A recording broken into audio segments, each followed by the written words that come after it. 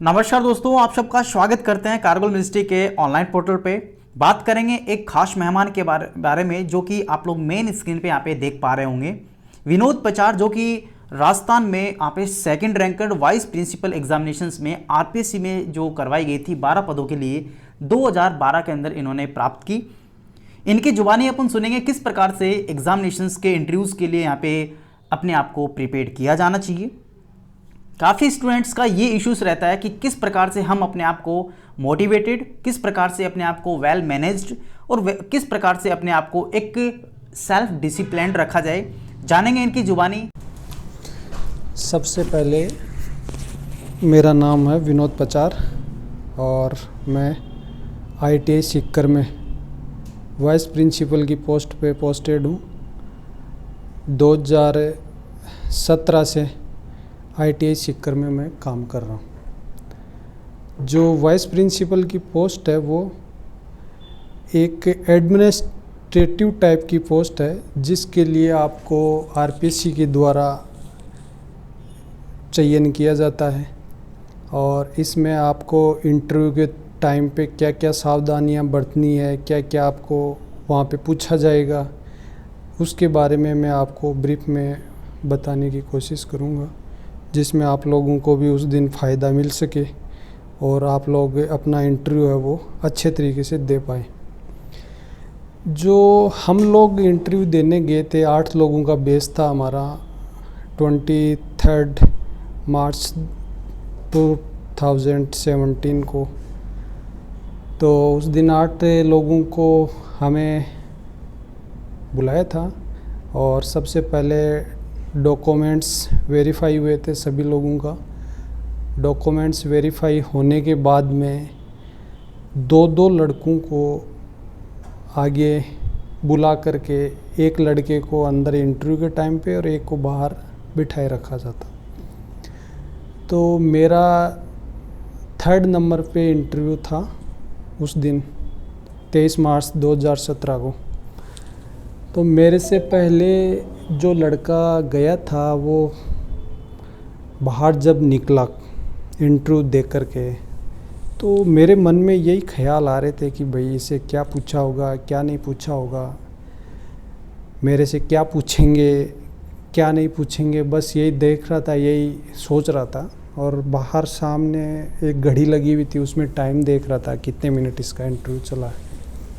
तो तकरीबन उसका 15 मिनट के लगभग उसका इंटरव्यू चला था। तो जैसे ही वो बाहर आया, मैंने उससे भी पूछा कि भाई क्या पूछा है क्या नहीं पूछा, लेकिन जब इंटरव्यू दे करके निकलते हैं तो अपन आगे मुँह कर जाते हैं, वो बात भी नहीं हो पाती है क्योंकि हाथों हाथ आपको उस रूम के अंदर बुला लिया जाता है। तो मेरे को रूम में बुलाते ही सबसे पहले, और जब मेरा नंबर आया तो मेरे को अंदर बुलाया गया। तो सबसे पहले मैंने देखा कि कितने लोग बैठे हैं। उसमें एक मेंबर थे और 2 अपने ट्रेड से या अपने ब्रांच से संबंधित आदमी थे। टोटल 3 लोगों का बोर्ड था उस टाइम पे। तो बैठते ही मेरे से सबसे पहले यही क्वेश्चन किया गया कि भाई आप जो आपसे पहले इंटरव्यू दे के गए हैं उनका कितने मिनट इंटरव्यू चला है। तो मैं तो बाहर बैठे बैठे घड़ी देख रहा था, मुझे पता था कितने मिनट इनका इंटरव्यू चला है। तो हाथों हाथ मैंने बता दिया कि भाई उनका 15 मिनट के लगभग इंटरव्यू चला है। तो आगे मेरे से नेक्स्ट क्वेश्चन किया गया कि भाई आप बाहर बैठ के आपके मन में क्या क्या ख्याल आ रहे थे इंटरव्यू से लेकर के और आप क्या सोच रहे थे। तो मेरा भी यही क्वेश्चन में आंसर था कि भाई मैं ये सोच रहा था जो आप बताओ वो क्लियर बताना, क्योंकि छुपाने वाली कोई बात नहीं है। अगर आप छुपाते हो तो ये मान के चलो कि आप अपने पैरों पे कुल्हाड़ी मार रहे हो उस टाइम पे, क्योंकि आपसे बहुत मोस्ट सीनियर आदमी और एक पैनल बैठा है, उसको सब कुछ पता रहता है कि भाई क्या उसको आ रहा है क्या नहीं आ रहा है। तो मेरे मन में जो चल रहा था वो मैंने यही बताया कि भाई मैं ये सोच रहा था कि मेरे से पहले जो लड़का गया उसे क्या क्या पूछा जा रहा होगा, मेरे से क्या पूछेंगे, और मैं बता पाऊँगा कि नहीं बता पाऊँगा, कि यही मन में चल रहा था मेरे को। जो एक्चुअल चल रहा था वो मैंने बता दिया उनको। तो वो सब लोगों के मन एक स्माइल आई कि भाई चलो ठीक है। फिर उन्होंने जो अपने ब्रांच से रिलेटेड आदमी थे उनको बोला कि आप क्वेश्चन करें। तो मेरे से तकरीबन 10 मिनट तक ब्रांच से संबंधित मशीन के, पावर सिस्टम के, कंट्रोल सिस्टम के और मेज़रमेंट के लगभग मेरे से शायद 25 से 30 क्वेश्चन किए, और उसमें से मैंने करीबन 20 से 25 क्वेश्चन का आंसर दिया। और 5-6 क्वेश्चन ऐसे थे जो मेरे को आ रहे थे, लेकिन कन्फ्यूज़न था कि मैं शायद जो बताऊंगा वो सही होगा या गलत होगा। तो कन्फ्यूज़न वाले क्वेश्चन को आप वहीं पे डायरेक्टली जो पैनल बैठा है उसके सामने अगर आप बताने में असमर्थ हैं तो उनको सॉरी बोल दें कि सर आ तो रहा है लेकिन मैं बता नहीं पा रहा हूँ इस क्वेश्चन को आंसर।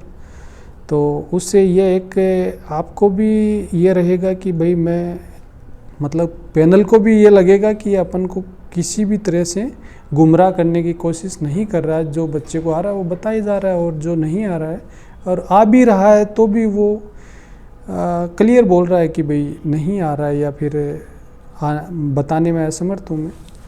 तो मेरे से मशीन के बेसिक क्वेश्चन पूछे थे 5-6 क्वेश्चन, जो इजीली मैंने बता दिए, क्योंकि मैं करीबन 3-4 साल से मेरे इसी इलेक्ट्रिकल ब्रांच में ही तैयारी कर रहा था। और बेसिक आपका अच्छे से क्लियर होना चाहिए, पावर सिस्टम भी स्ट्रॉन्ग होना चाहिए, क्योंकि उसमें भी बेसिक क्वेश्चन बहुत बनते हैं, जिसमें छोटे छोटे क्वेश्चन जो कि आपको आने चाहिए। वहाँ पे जो बोर्ड बैठा रहता है वो आपसे कुछ भी पूछ सकता है। और जीके से संबंधित भी आपको ज्ञान होना चाहिए। आप जहाँ के लोकेलिटी से बिलोंग करते हैं, जहाँ से भी, उसके बारे में आपको पूरा नॉलेज होना चाहिए कि वहाँ पे क्या चीज़ मेन फेमस है, क्या कौन से मंदिर हैं, या फिर कौन से जो यहाँ से कोई बहुत बड़ा राजा महाराजा फेमस हुआ है, जो भी है आपके एनीवन, वो आपको सब कुछ पता होना चाहिए। क्योंकि जीके से संबंधित भी मेरे से क्वेश्चन किए गए थे 5-6 क्वेश्चन, जो हॉट सीट पे मेंबर बैठे थे उनके द्वारा मेरे से पूछा गया था जीके के क्वेश्चन भी, जो कि मैंने इजीली बताए थे। मैं प्रॉपर सीकर से बिलोंग करता हूँ, और सीकर के पास में लक्ष्मणगढ़ से, तो वहाँ के बारे में मैंने पूरी स्टडी की थी सीकर के बारे में। और वैसे भी जीके पहले से भी स्टडी अच्छे से कर रखी थी मैंने, तो उसके भी अच्छे से आप स्टडी कर लें, ताकि आप में कॉन्फिडेंस भी एक अच्छा डेवलप हो, ताकि इजीली आप बता पाएँ उन इंटरव्यू के टाइम पे।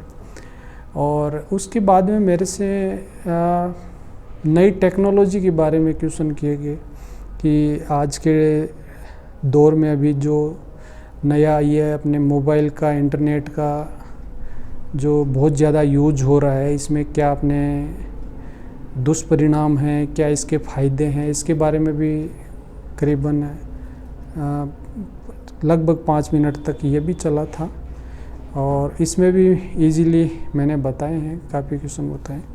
और उसके बाद में जो लास्ट फाइनल बचता है कि आप जिस पोस्ट के लिए जा रहे हैं और जिस पोस्ट के लिए आपको सेलेक्ट किया जा रहा है, उसके बारे में आपको पूछा जाएगा। तो उसमें आपको अपने जो मैनेजमेंट है वो आप कैसे कर पाएंगे वहाँ जाने के बाद में, उसके बारे में आपकी प्लानिंग वो जानेंगे। क्या प्लानिंग रहेगी आपकी, बच्चों को भी वहाँ पे आपको टैकल करना है, स्टाफ भी आपके पास में खूब सारा रहेगा, उनको भी आपको अच्छे से हैंडल करना है, और भी काम खूब रहते हैं। तो आप उसको कैसे मैनेज कर पाओगे, उसके बारे में आपकी प्लानिंग पूरी जानेंगे, तो वो भी आपको पता होनी चाहिए। तो मेरे से इंस्टीट्यूट के बारे में पूछा गया था कि भाई आप एक इंस्टीट्यूट है जिसमें बहुत ही न उसके रंग रोगंद है, वहाँ कचरा पड़ा है, और वहाँ पे मतलब पढ़ाई के लायक नहीं है, तो आप उसमें क्या करेंगे कि ऐसा माहौल क्रिएट हो जिससे कि बच्चे हैं वो अच्छे से पढ़ पाएँ। और है तो कैसे माहौल में आप वहाँ पढ़ा पाओगे उनको? तो आप भी इस क्वेश्चन का आंसर तो सब जानते हैं कि भाई अपन एक स्वच्छ माहौल में ही बच्चे को पढ़ा पाते हैं। और वहाँ का इन्वायरमेंटल और वहाँ की बैठने की जगह और इंस्टीट्यूट के कलर, ये सब तो बेसिक चीज़ें हैं जिसमें होना ही चाहिए, जिससे एक अपने दिमाग में भी एक पॉजिटिव एनर्जी आती है कि भाई ये माहौल होना चाहिए वहाँ पे। तो वो भी आपसे पूछा जाएगा, क्योंकि जिस पोस्ट के लिए जा रहे हैं तो उसके बारे में आपको सब कुछ पता होना चाहिए। और सबसे मेन बात यह है कि आपको वहाँ पे घबराना नहीं है। अगर घबराते हो तो फिर मेन ये भी है कि उनके सामने ये लगता है कि भाई उसको कुछ आ रहा है कि नहीं आ रहा है। तो बिना घबराए, बिना बेझिझक इंटरव्यू देना है। और आपने अगर पढ़ाई कर रखी है तो घबराने की ज़रूरत नहीं है। और जो भी क्वेश्चन पूछे उनका आंसर आपको आसानी से देने हैं। और ज़्यादा से ज़्यादा आप टेक्निकल के बेसिक क्वेश्चन, हमारे टाइम पे बेसिक क्वेश्चन पे ज़्यादा जोर था। डीपली इंटरव्यू में शायद लगभग नहीं पूछा जाता है। बेसिक क्वेश्चन, बेसिक फंडामेंटल आपके सारे क्लियर होने चाहिए। और क्योंकि ये एग्ज़ाम फाइट करके अपन यहाँ तक पहुँच गए हैं, तो वो डीपली तो अपन का टेस्ट पहले हो चुका है। अब तो बेसिक जो भी होता है वो ही टेस्ट किया जाता है। और अपने जो क्या आपकी प्लानिंग है उस पोस्ट से रिलेटेड, और क्या आपका वर्क रहेगा, और ये सब चीज़ें वहाँ पे आपसे जानने की कोशिश करेंगे। तो मेरी तरफ से सभी लोगों को शुभकामनाएं, और अच्छे से एक इंटरव्यू देना है।